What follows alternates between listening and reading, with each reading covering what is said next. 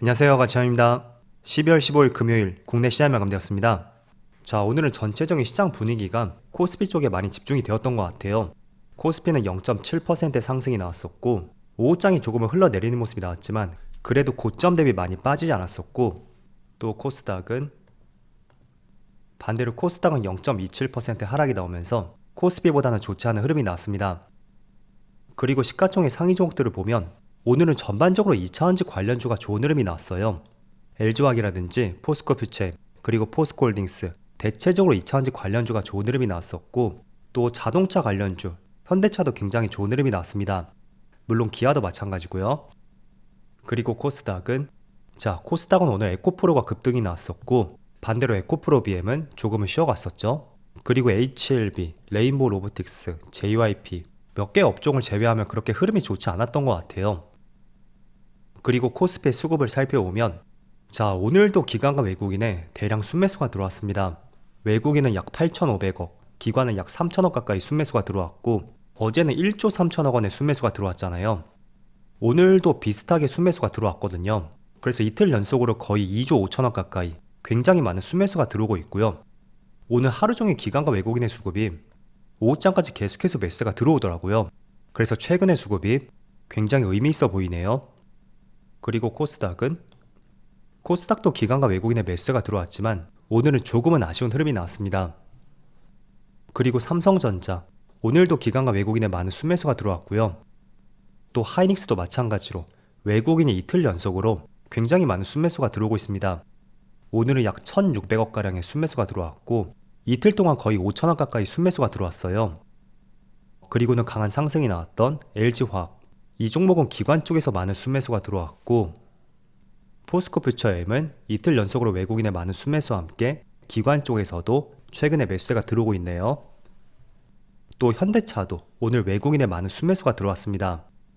또 기아도 마찬가지고, 카카오, 네이버, 전반적으로 코스피 상위 종목들의 외국인의 순매수가 계속 들어오고 있어요. 그것도 하나의 업종이 아닌 반도체, 2차전지, 그리고 자동차라든지 플랫폼까지 업종 골고루 외국인의 매수세가 들어오고 있고요. 앞으로도 지속성을 보여줄 수 있는지 계속 살펴보셨으면 좋겠어요. 자, 이어서 주체별 매매 동향에 대해서 살펴보도록 하겠습니다. 12월 15일 외국인이 가장 많이 매수한 종목은 SK하이닉스, 삼성전자, 현대차, 에코프로, 기아, 반도체하고 자동차 이쪽에 많이 집중을 했었고, 또 에코프로도 오랜만에 포함이 되어 있죠. 그리고 기관은 에코프로버티, LG화학, 삼성전자, 포스코홀딩스, CS윈드, 대체적으로 2차전지 관련주라든지 또 CS윈드, 풍력 관련주죠. 이쪽에 많이 집중을 했습니다. 그리고 왜 이런 업종들을 매수했는지 이 점에 대해서는 조금 뒤에서 말씀을 드려볼게요. 자, 이어서 해외 증시를 볼게요. 어제도 미국 증시의 흐름이 나쁘지가 않았어요. 나스닥이 물론 파란불로 마감이 되었지만 0.2% 상승이 나왔었고, S&P 500도 0.2% 상승이 나왔습니다. 그리고 다우지수는 다시 한번 0.4% 상승이 나오면서 11월부터 지금까지 무려 15% 급등이 나왔어요. 그래서 정말로 경이롭다고 생각이 되고요. 그리고 추가적으로 반도체 지수도 마찬가지로 어제 다시 한번 2.6% 급등이 나왔습니다. 물론 국내 시장에는 반도체보다는 2차전지 쪽에서 조금 더 수급이 들어오는 흐름이 나오고 있어요. 물론 반도체라도 대형주 쪽에서는 오늘도 좋은 흐름이 이어지고 있습니다. 그래서 오늘 시장은 전체적으로 2차전지 관련주가 시장을 주도했지만 코스닥보다는 코스피 쪽에서 거기에 속한 반도체 관련주도 오늘은 좋은 흐름이 나왔습니다. 그리고 추가적으로 니케이도 1% 급등이 나오고 있고, 대만은 보합이네요. 자, 그런데 대만도 직전에 고점을 뚫어주었어요. 그래서 지금 구간에서는 마찬가지로 새로운 흐름이 나올 수가 있고, 참 대만 시장이 중요한 것이 산업 비중이 국내 시장과 굉장히 비슷하거든요. 그래서 조금은 국내 시장과 비교를 해보면서 시장의 흐름을 한번 살펴보세요. 그리고 중국 증시는 추세적으로 굉장히 쉽지가 않죠. 하지만 두 번의 쌍바닥을 형성하고 또 반등이 나올 가능성도 있거든요. 그래서 중국 증시는 그런 부분 한번 참조해보세요. 자, 오늘은 많은 2차전지 관련주가 상승이 나오고 있는데 그 중에서도 반도체 관련주, 특히 SK하이닉스의 상승이 돋보이는 것 같습니다. 사실 오늘 반도체 관련주는 그렇게 흐름이 좋지는 않거든요. 제가 분류를 한 종목들을 보면 대체적으로 파란불이 들어오고 있고, 반면에 코스피에 속한 대형주들, 유일하게 삼성전자하고 SK하이닉스만 빨간불이 들어오고 있어요. 일단은 유추를 해볼 수 있는 것은 코스피 쪽으로 외국인들의 수급이 들어오고 있고, 그게 전체적으로 업종 상관없이 기술주 쪽으로 많은 수급이 들어온다고 이해를 해볼 수가 있습니다. 즉 외국인들의 수급이 들어온다는 것은 어제 중요한 이벤트가 있었잖아요. 예상외로 파월이 이런 발언을 했어요. 더 이상 금리 인상은 없을 것이고 내년에 금리 인하에 대해서 검토를 할 것이다. 상당히 온화해진 발언이라고 볼 수 있습니다.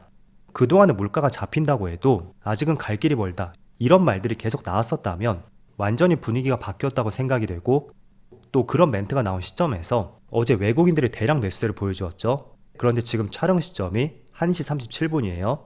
지금도 보면 외국인이 6천억 가까이 순매수가 들어오고 있습니다. 파란색이 외국인이거든요. 매수 규모가 결코 줄지 않고 있어요. 그래서 지금 이런 시장의 흐름을 한번 읽어보셨으면 좋겠고요.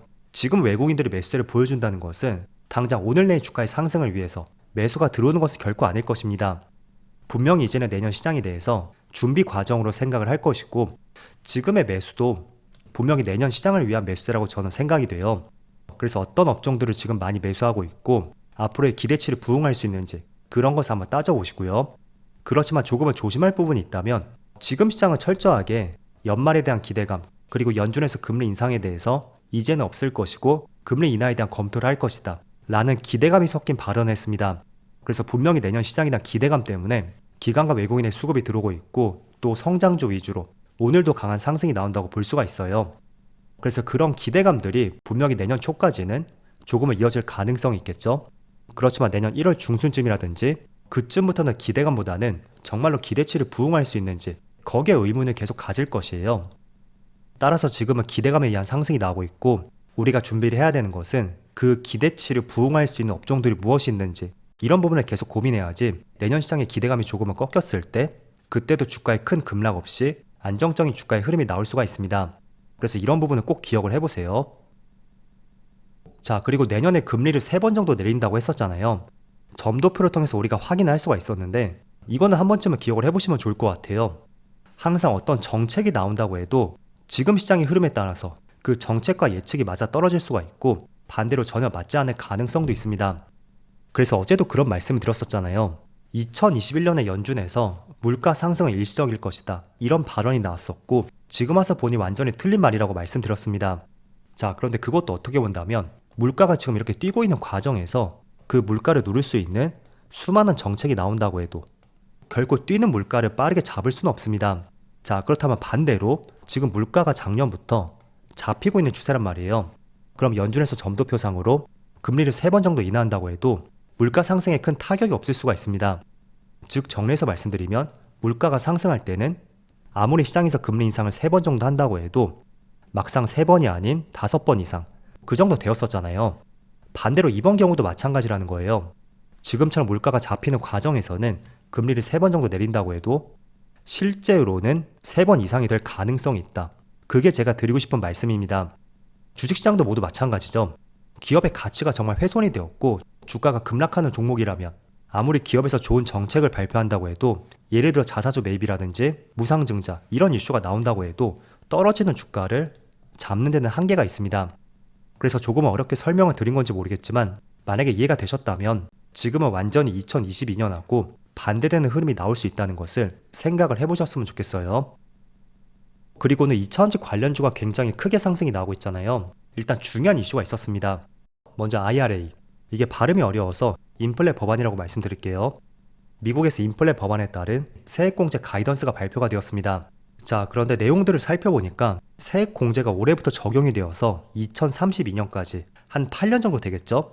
2차전지 배터리라든지 또 태양광, 풍력발전, 여기에 쓰이는 부품하고 또 핵심 광물까지 이런 것들이 포함이 되었습니다. 그래서 국내가 아닌 미국에 진출한 기업이라면 분명히 불확실성이 해소가 되었고 내년부터 본격적으로 수혜를 받을 것으로 전망이 돼요. 그래서 그런 내용 때문인지 오늘 2차전지 관련주에 큰 상승이 나오고 있고, 또 최근에 테슬라도 어제 시장에서 반등이 나왔더라고요. 그래서 그런 부분이 오늘 전기차 관련주에 좋은 흐름으로 이어지고 있고, 또 어제 나온 내용을 보면 국내에서도 5년 동안 약 38조 원의 정책금융을 지원한다는 발표도 나왔습니다. 정책금융 지원이라는 것은 세부적인 내용이 이렇게 되었더라고요. 마찬가지로 광물, 소재, 완제품에 대해서 38조 원 규모의 금융 지원을 할 것이고, 그리고 R&D라든지 광물 공급 안정화에 대해서도 지원을 하겠다는 법안이라고 볼 수 있습니다. 그래서 사실 어제 국내에 이런 기사가 먼저 나왔었거든요. 그런데 반도체 관련주만 강한 상승이 나왔고 2차 전지는 별다른 반응이 없었습니다. 하지만 미국에서 바로 뒤에 세액공제 가이던스가 발표가 되었고 또 미국의 전기차 관련주가 상승이 나옴에 따라서 오늘 많은 불확실성을 해소하지 않았을까 라는 생각들을 시장이 가지는 것 같습니다. 자, 그래서 대표적으로 광물 쪽이라면 양극재 기업들에 조금은 관심을 가져볼 수가 있겠죠. 그래서 오늘 포스코 퓨처엠도 4.5% 급등이 나오고 있고 LG화학이라든지 그리고 에코프로비엠, 물론 오늘은 반등이 그렇게 크게 나오진 않고 있지만 일단은 추세를 보면 확실하게 저점을 다지고 차트 흐름을 정상적으로 돌리고 있는 것 같아요.